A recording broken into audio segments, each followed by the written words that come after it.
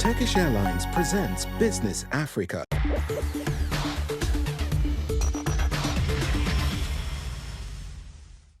Welcome to this edition of Business Africa with me, Ruth Lago. Here are the headlines.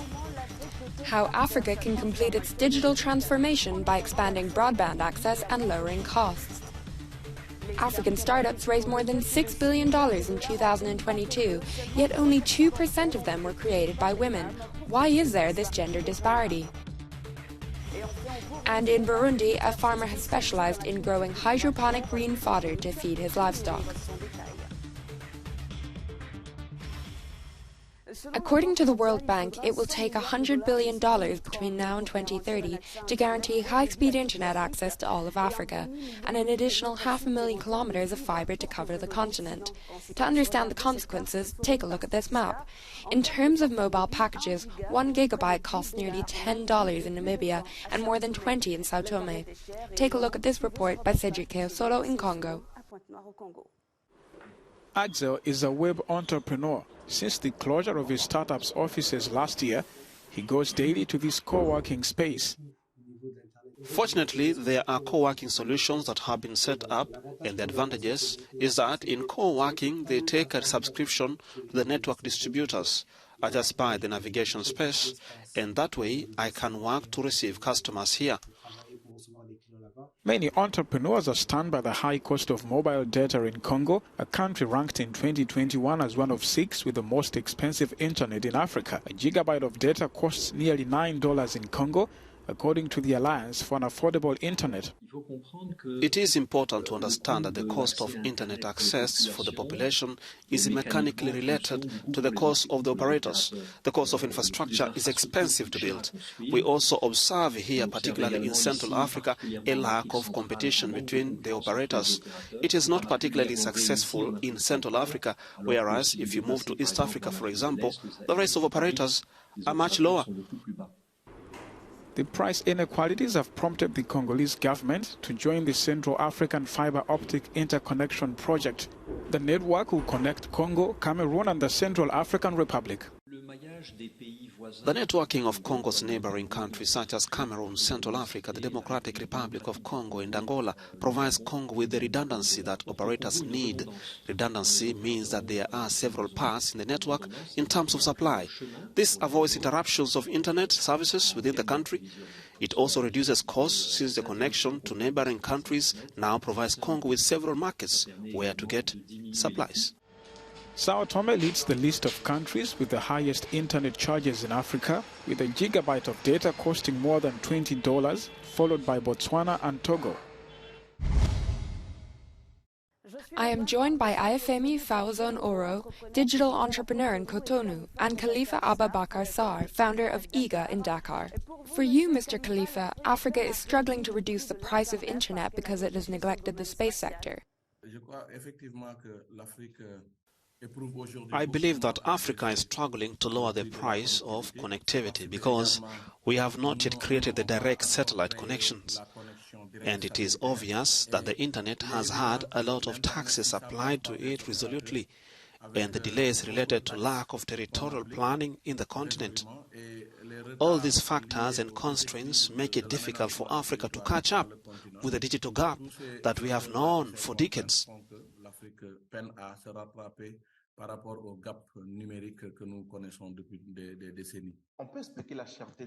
The high cost of data can be explained by 2 or 3 factors.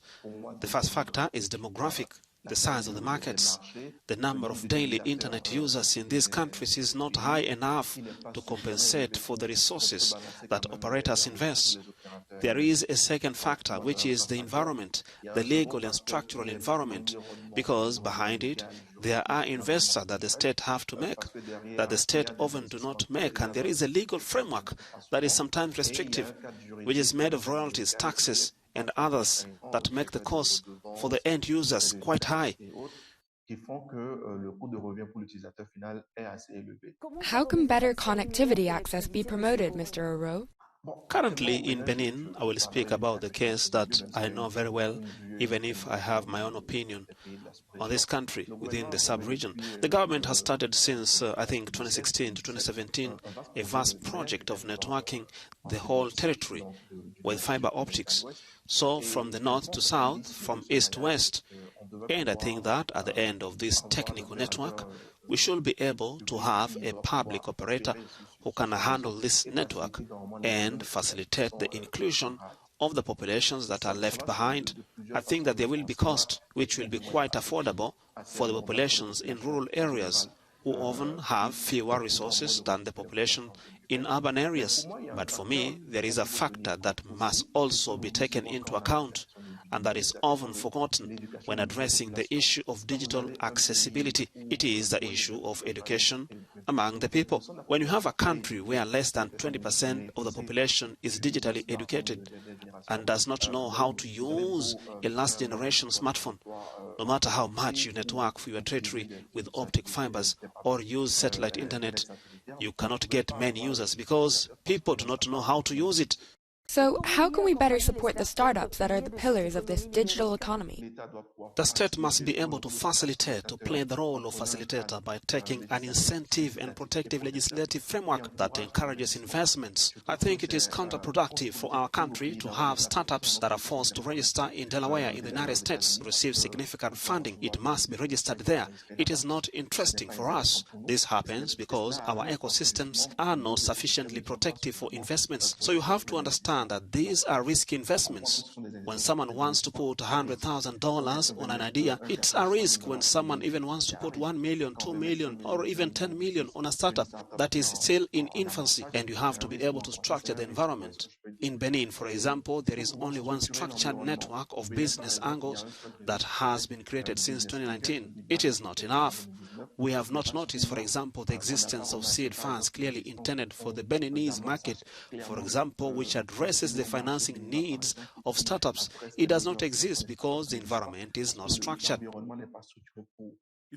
Government should also put money on this sector of geospatial and this sector of artificial intelligence.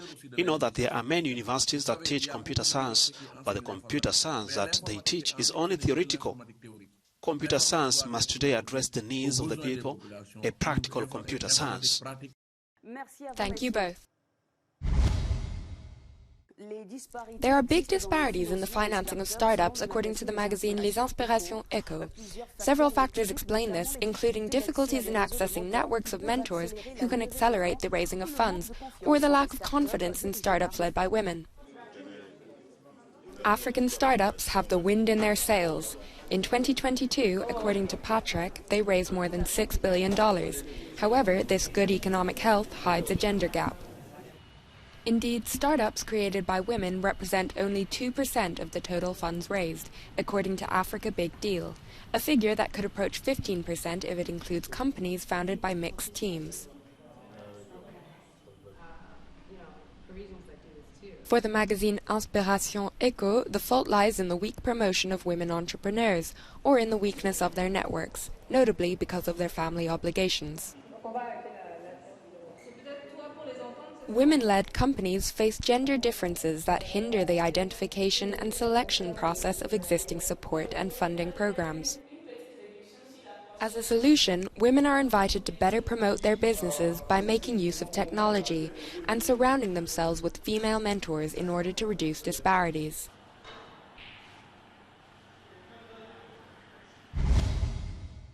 In Burundi, agriculture and livestock are at the heart of the economy. These sectors employ a significant portion of the working population, including Cedric Nyongabo. He decided to revolutionize his farm by producing hydroponic fodder for his animals. To meet the growing need for cattle and livestock food, Cedric Nyongabo, a young Burundian innovator, has introduced hydroponic green fodder. He set up his first farm in Mutimbuzi in the west of Bujumbura. The production is made from maize and wheat seeds, which he selects after washing and then germinates in greenhouses. It's a fodder that we grow with water without chemical fertilizers or pesticides. We grow it on trays and we water it. We only measure the water to be used. We use a greenhouse, which is essential for us to know the temperature and the humidity necessary for the fodder. So this greenhouse protects the fodder from diseases that could attack it. Cedric pays 90 cents per kilogram for raw material. This gives him between 8 and 10 kilograms of fodder, which he sells for 20 cents per kilogram. It only takes 7 days to harvest it. When an animal eats this fodder, it is comfortable because it is clean, without microbes.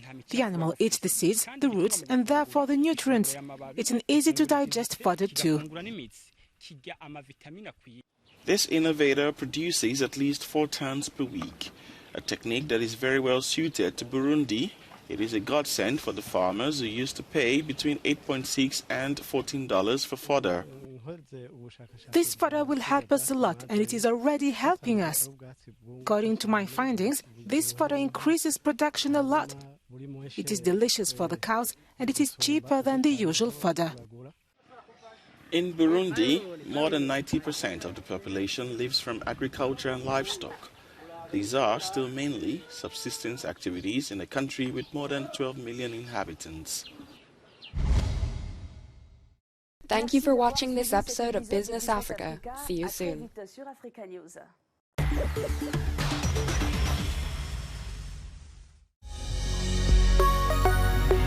Business Africa was presented by Turkish Airlines.